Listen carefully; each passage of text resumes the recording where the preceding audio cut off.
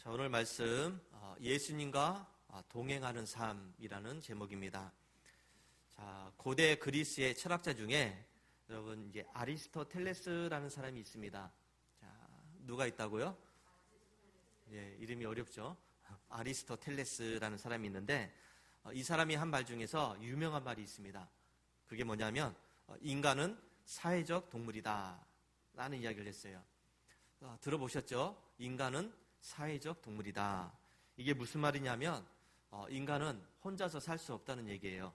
그래서 다른 사람과 함께 생활하면서 또 그 공동체 안에서 행복을 누릴 수가 있고 또 선한 일들을 할 수 있다. 이런 의미로 이야기한 겁니다. 자, 이렇게 인간은 이제 사회적 공동체 안에서 서로 협력하면서 또 서로 도와주면서 안정감을 누리고 또 안정성을 느낄 수 있습니다. 그리고 개인과 공동체의 또 이익도 누릴 수가 있습니다. 자, 아리스토텔레스의 이 인간은 사회적 동물이다라는 말은 누구나가 또 공감할 수 있는 그런 말이에요. 이게 뭐 잘못됐다, 틀렸다 이렇게 얘기하기보다는 그래, 그렇다라는 우리가 이렇게 동의를 할 수 있을 정도입니다. 분명하죠. 인간은 혼자서 살 수는 없기 때문입니다. 누군가와 함께 공동체를 만들어서 또 함께 동행하면서 또 함께 협력하면서 또 그렇게 살아가야 되는 것이죠. 자, 그렇다면 과연 나는 지금 누구와 공동체를 이루고 있는가? 어떤 사람들과 공동체를 누리고 있고 또 어떤 사람들과 또 함께 하면서 내가 어떻게 협력하고 있는가? 이게 이제 중요한 문제예요. 인간은 사회적 동물이다 이 말 속에는 공동체를 이루어야 된다는 그런 얘기가 있고 거기에 또 협력해야 된다는 얘기도 있습니다. 서로 도와야 된다는 얘기예요. 그러면서 함께 동행해야 된다는 그런 의미가 담겨져 있습니다. 인간은 태어나면서부터 내가 뭐 원하든 원하지 않든 자동적으로 어떤 공동체에 속하게 되어 있습니다.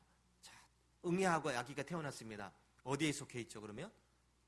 그렇죠. 우리 가정이라는 공동체에 속해 있고 크게는 이 나라라고 하는 공동체에 속하게 돼요. 이거는 내가 원하든 원하지 않든 상관이 없는 겁니다. 자동적으로 됩니다.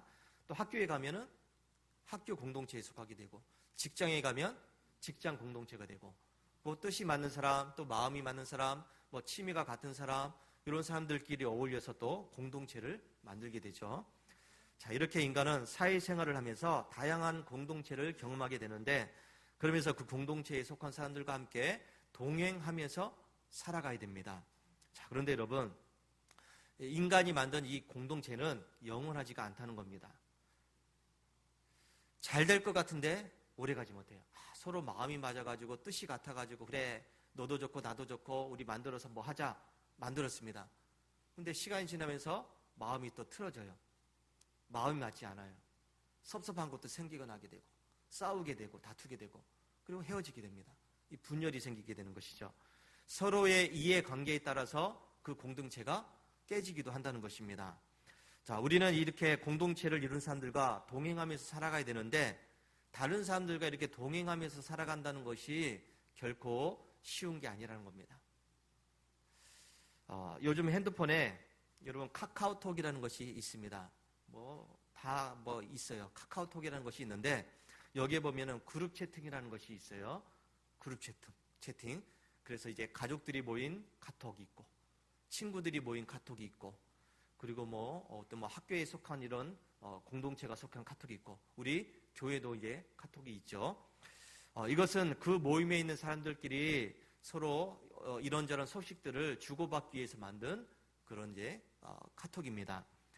저도 여러 개의 그룹 채팅을 하고 있는데 그 중에 하나가 뭐냐면 우리 홍성군 기독교 연합회 이제 목사님들이 모인 카톡이 있습니다. 홍성에 100 몇 개의 이제 목사님들이 모인 카톡이 있습니다. 근데 여기에 보면 어떤 목사님들이 자꾸 나가기를 해요. 나간다는 말이 무슨 얘기인지 아시죠? 카톡에 속해 있는데 이분이 자꾸 나가요. 왜 그런가 이제 봤더니 그래서 나가니까 다시 초대하고 나가니까 초대하고 왔다 갔다 이제 계속 하고 있습니다. 왜 그런가 봤더니 어떤 사람이 그 소식을 올렸는데 자기 마음에 안 든다는 거예요. 특히 이제 정치적인 성향이 다른 이런 카톡이 하나 올라오면 소식이 하나 올라오면 반대편에 있는 사람은 그냥 나가요. 좋지 않다는 것이죠. 왜 이런 걸 올렸냐는 겁니다. 나하고 맞지 않는 거. 그러니까 자꾸 나가고 다시 초대하면 다시 들어오고 나가고, 이게 이제 반복이 됩니다. 제가 왜 이런 이야기를 하는가 하면, 이렇게 인간적인 모임으로 만들어진 공동체는 오래가지 못한다는 것을 이야기하려는 겁니다. 쉽게 깨진다는 것이죠. 인간은 사회적 동물인데 그 공동체 안에서 어울리면서 살아가야 되는데, 자기의 뜻에 맞지 않는다고 해서 공동체를 나가버립니다. 공동체를 깨는 것이죠. 자, 그런데 여러분, 우리가 절대로 깨지 말아야 될 공동체가 있습니다. 나가지 말아야 될 공동체가 있어요. 그게 뭐냐면 바로 내가 예수님과 함께하는 공동체입니다. 예수 동행 공동체예요. 자, 따라서 한번 할까요? 예수 동행 공동체. 예수님과 동행한다는 말이 무슨 말일까요? 어떻게 하는 것이 예수님과 동행하는 것일까? 자, 보세요. 우리 이제 우리 토부 콰이어에서 오늘 갈라디아서 2장 20절 찬양을 했는데, 내가 그리스도와 함께 십자가에 못 박혔나니 그런즉 이제는 내가 사는 것이 아니요 오직 내 안에 그리스도께서 사시는 것이라.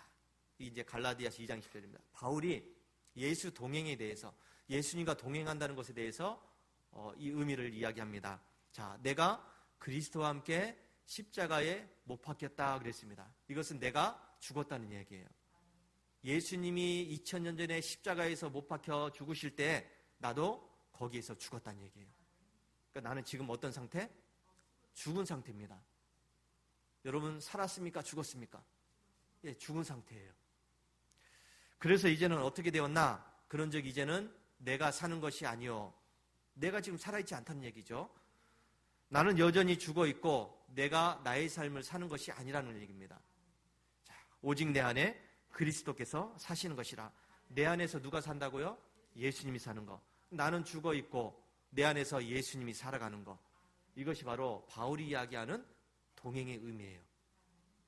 우리가 보통 동행한다 그러면 뭐 두 사람, 세 사람이 됐든 그 이상이 됐든 함께 어떤 목적지를 함께 가든지 뜻을 모아서 어떤 일을 함께 하든지 그런 것을 우리가 동행한다라고 이야기합니다. 그런데 나와 예수님과의 동행은 그런 의미가 아니에요. 뭔가를 같이 한다, 그런 의미가 아니에요. 뭔가를 어디 같이 간다, 그런 의미가 아닙니다. 나는 어떻다? 죽었다는 얘기예요. 난 죽어있는 상태입니다. 그리고 내 안에서 누가? 예수님이 살아계시는 것. 이게 동행이에요. 나와 예수님이 뭐 동등한 위치에서 똑같은 권한을 가지고 함께 어떤 걸 하고 함께 걸어가고, 그게 아니라 나는 죽고 예수님이 내 안에서 살아계시는 것. 이게 동행입니다. 근데 우리는 동행한다는 것을 그냥 내가 이 세상을 살아가면서, 아니면 내가 이렇게 교회 안에서 신앙생활을 해나가면서 예수님과 함께하는 거. 그래서 예수님 내가 뭐 이거 필요합니다 그러면 예수님이 그 필요한 것을 공급해 주시고, 아 예수님 내가 이거 하고 싶은데요 그러면 예수님이 지혜를 주셔가지고 그 일을 할 수 있게 하는 것, 내가 원하는 것이 있으면 반드시 내가 그 일을 하게 되는 것, 이것을 우리가 동행이라고 착각을 하고 있다는 것이죠. 동행은 내가 예수님과 뭘 하는 게 아니에요. 나는 죽어 있는 겁니다. 여러분 죽어 있는 사람이 뭘 합니까? 아무것도 못 합니다. 그리고 나는 할 수 없지만은 누가 하는 것? 예수님이 하는 겁니다. 내가 사는 것이 아니라 예수님이 사는 것. 그래서 다만 내가 살아있다는 것은 나를 위해서가 아니라 주님을 위해서입니다. 우리가 이 개념을 잘 기억해야 됩니다. 자, 마가복음 5장에 보면 이제 거라사라는 지역에서 예수님께서 귀신을 쫓아내는 일을 하십니다. 어떤 사람을 만났는데 그 사람이 귀신이 들렸어요. 그래서 예수님이 그 사람에게서 귀신을 내쫓아 주신 이제 이야기가 있습니다. 자, 귀신 들린 사람이 어떤 상태였는가? 여러분, 귀신 들린 사람 어떤 상태죠? 말 그대로 제정신이 아니죠. 자, 이 사람은 어떤 사람이냐면 무덤 사이에 거했다고 그랬습니다. 이 사람이 집에 있는 것이 아니라 무덤 사이를 배회했어요. 밤이고 낮이고 무덤에 있으면서 거기서 막 소리 지르면서 돌아다니고 돌을 가지고서 자기 몸을 막 긁고 막 해가지고 피가 철철 나게 만들고 자해하는 사람입니다. 그러니까 사람들이 보다 못해서 잡아다가 쇠사슬로 꽁꽁 묶어놨습니다. 하도 이렇게 무덤 사이를 돌아다니면서 그렇게 하고 있으니까 붙잡아서 쇠사슬을 묶어놨어요. 그런데 이 사람이 그 쇠사슬을 끊어버리고 도망가서 또 그 일을 하고 있습니다. 그러니까 이 사람은 한마디로 통제가 안 되는 사람이에요. 귀신 들린 사람이라서 통제가 안 됩니다. 그래서 가까이 갔다가는 무슨 봉변을 당할지 몰라요. 사람들이 멀리 한다는 것이죠. 자, 그런데 예수님이 이 사람을 만납니다. 예수님 만나려고 해서 만난 게 아니라 그가 멀리서 예수를 보고 달려왔다고 그랬어요. 자, 그가 멀리서 보고 예수님께 어떻게 했다고요? 왜요? 무슨 해코지 하려고? 아니에요. 그러니까 그렇지 않습니다. 이 사람이 멀리서 보고 예수님께 달려와서 절하며 뭘 했다고요? 절을 했다. 여러분, 절했다는 게 뭘까요? 절했다는 건 단순히 인사했다는 이야기가 아니에요. 무릎을 꿇고서 땅에 엎드려가지고 절을 했다는 그런 의미인데, 이것은 원어상으로 보면 신을 경배할 때 사용되는 단어입니다. 그러니까 예수님을 보고서, 이 사람이 예수님을 보고서 예수님을 예배의 대상으로, 경배의 대상으로 무릎을 꿇고 땅에 엎드려서 절을 했다는 얘기예요. 예수님을 뭐로 봤다고요? 하나님으로 봤다는 얘기입니다. 그래서 이 사람이 예수님을 향해서 이렇게 이야기합니다. 큰 소리로 부르짖어 이르되 지극히 높으신 하나님의 아들 예수여. 이 사람은, 귀신 들린 사람은 예수님을 하나님으로 지금 보고 있습니다. 그래서 경배의 대상, 예배의 대상으로 지금 보면서 그 앞에 꿇어 엎드렸다는 겁니다. 자, 여러분, 예수님을 이렇게 경배의 대상으로, 예배의 대상으로 보는 것은 너무나도 당연한 일이에요. 이거는 귀신들도 하는 일입니다. 누구도 하는 일? 귀신도 하는 일. 자, 그렇다면 여러분, 멀쩡한 사람들이, 귀신도 안 들린 사람들이 하나님을 몰라보고 예수님을 몰라보고 예배하지 않고 경배하지 않는다는 것은, 그 사람은 뭐보다 못한 사람? 귀신보다 못한 사람입니다. 귀신들도 당연하게 그 앞에 엎드려서 꿇어서 엎드려서 경배하면서, 마음은 물론 없겠죠. 근데 경배하면서 그렇게 예배하는데 멀쩡한 사람들이 하나님을 예배하지 않는다. 멀쩡한 사람들이 하나님을 경배하지 않는다. 이건 문제가 있다는 얘기죠. 귀신보다 못한 존재라는 것입니다. 그렇게 난폭한 사람, 쇠사슬로 묶어놔도 그렇게 풀어헤치면서 그렇게 무덤 사이를 돌아다니면서 해코지하는 그 사람이, 근데 하나님 앞에서는 아무런 힘도 쓸 수 없는 무능력한 존재라는 것을 여러분 기억하시기 바랍니다. 예수님은 자신을 하나님으로 믿고 경배하는 이 귀신 들린 사람에게 은혜를 베풀어 주십니다. 예수님 앞에서 엎드려서 절을 하니까 예수님이 그 사람을 불쌍히 여기셨다는 것이죠. 그래서 더러운 귀신아, 그 사람에게서 나오라. 네 이름이 뭐냐? 묻습니다. 그랬더니 이 사람이 뭐라고 대답합니까? 내 이름은 군대입니다. 나는 많습니다. 우리 숫자가 많습니다. 근데 여러분, 아무리 숫자가 많아도 예수님 앞에서는 무용지물입니다. 우리가 귀신을 두려워할 이유가 전혀 없어요. 내가 진짜 예수님을 믿고 있다고 한다면 귀신을 두려워할 필요가 없어요. 귀신이 무서워가지고 교회 와서 기도를 못한대요. 누가 와서 깜깜한 밤에 와서 기도하다 보니까 누가 와가지고 막 썸짓하다 그러고 막. 그러면 안 되죠. 밤거리를 혼자 가는데 귀신이 나타날까 무서워서 못 간대요. 예수 믿는 사람이. 그럼 됩니까? 안 되겠죠. 그러니까 우리는 무서워할 필요가 없어요. 왜요? 우리는 예수를 믿고 있으니까. 아무리 힘이 센 귀신도, 숫자가 많은 귀신도 예수님 앞에서는 아무것도 아니라는 것이죠. 내가 예수를 믿고 있는데 뭐가 걱정이고 뭐가 무섭습니까? 이 사람은 군대 귀신이 들렸어요. 군대 귀신. 그 사람 안에 수많은 귀신이 들어있다는 얘기예요. 군대의 수만큼이나 많이 들어있다는 얘기입니다. 그래서 그런지 이 사람이 그렇게 난폭하게 했다는 것이죠. 쇠사슬로 묶어놔도 그냥 풀어버리고 도망 다니는 그런 사람이었습니다. 자, 이렇게 여러분, 귀신 들리니까 제정신이 아니에요. 아까 말씀드린 제정신이 아닙니다. 이해할 수 없는 말을 하고요, 이해할 수 없는 행동을 합니다. 보니까요, 어떻게 저렇게 할까? 어떻게 저렇게까지 할까? 이렇게 이제 이상한 말도 하고 이상한 행동도 해요. 이게 무슨 말이냐면 여러분, 사탄한테 붙잡힌 사람들, 영적으로 문제가 있는 사람들 보니까요, 이해할 수 없는 말을 하고 이해할 수 없는 행동을 하는 것을 보게 됩니다. 아니, 왜 저 사람이 저렇게까지 됐을까? 왜 저 사람이 저렇게 되지? 이렇게 이상한 생각이 들 정도로 이상한 행동을 하는 것입니다. 평소에는 괜찮았는데 참 열심히 신앙생활을 하고 예쁘게 신앙생활을 하던 사람도 사탄에 붙잡히니까 이해할 수 없는 말도 하고 이해할 수 없는 행동도 하면서 어떻게 저 사람이 저렇게 변했을까? 이렇게 이상한 행동을 한다는 것이죠. 여러분, 이게 교회 안에서 일어나는 일들이에요. 어떤 교회 장로님이 최근에 지금 그러고 있습니다. 어떤 교회 장로님 얘기를 들어보니까 아주 열심히 신앙생활하고 잘 섬기고 차량 운행 해나가면서 성도들 이렇게 실어오고 이런 이제 또 자기 차를 가지고 이렇게 운행하는 그런 장로님인데 어느 순간인가 예배를 안 나오기 시작한대요.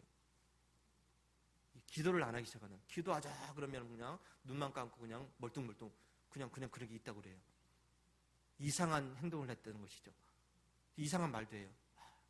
나는 누구랑 비교가 돼가지고 누구랑 비교가 돼가지고 난 너무 약해요. 난 부족해요. 내가 왜 교회를 다녀야 되는지, 내가 왜 장로가 됐는지 모르겠습니다. 그런 얘기를 하고 다닌다고 그래요. 이게 무슨 얘기예요? 영적으로 문제가 생겼다는 얘기죠. 사탄한테 붙잡혔다는 얘기예요.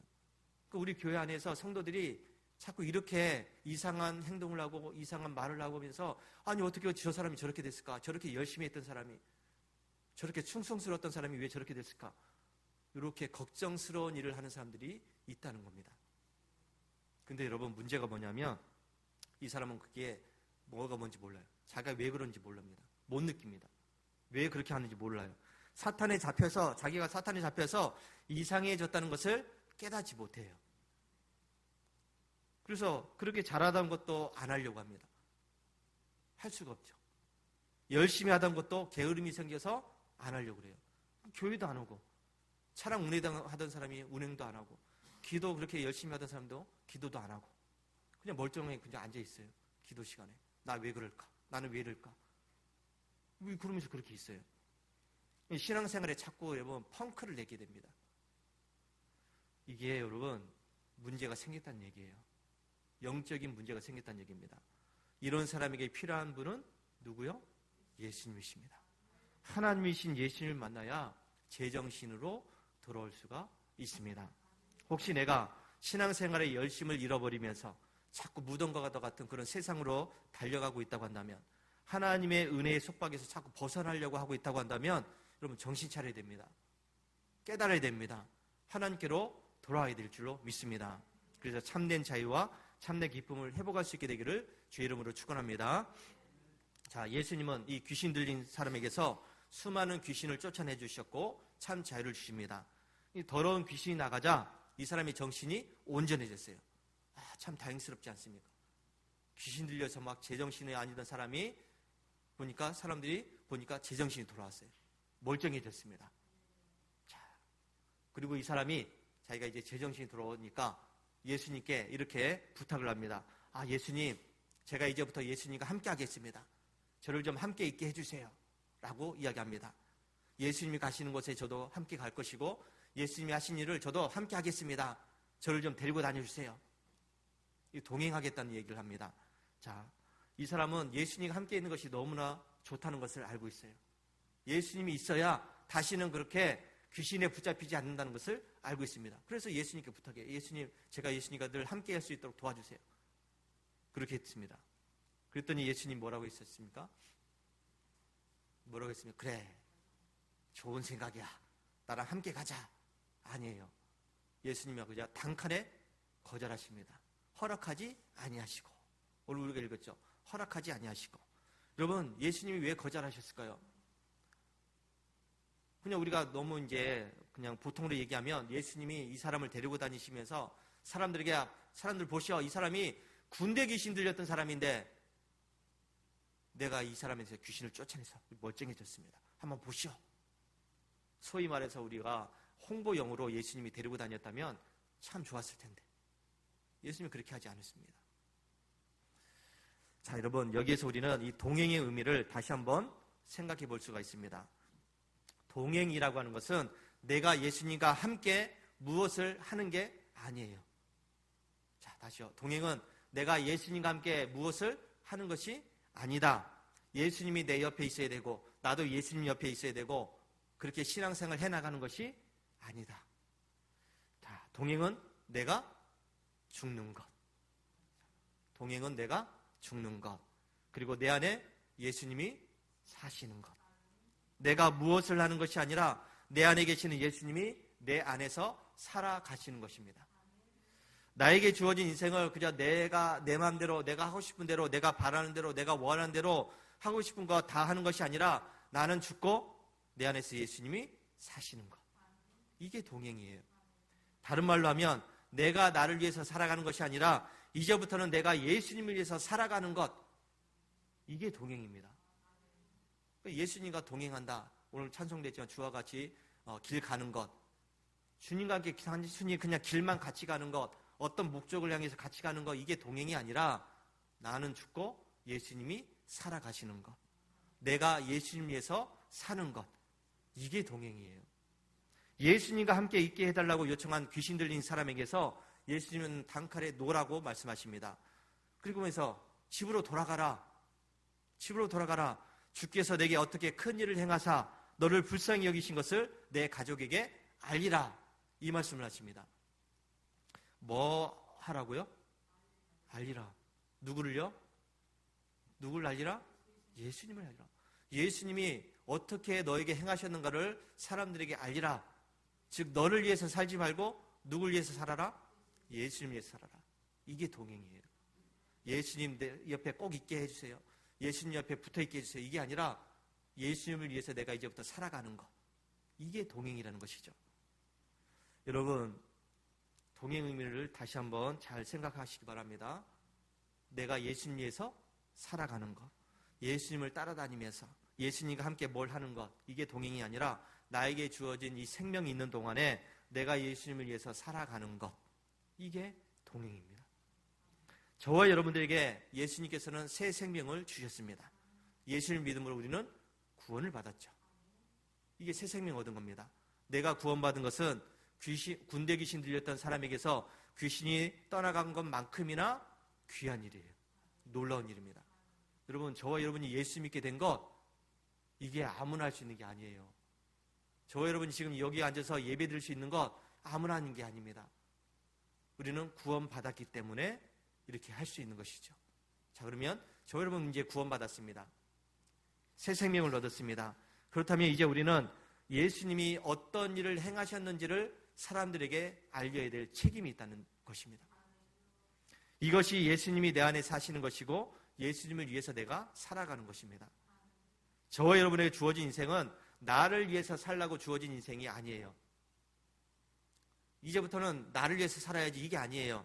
내가 잘 먹고 잘 살고 또 뭐 이렇게 좋은 거 구경 다니면서 또 신나게 인생 살아가는 것, 이게 이제 우리가 할 일이 아니라는 것입니다.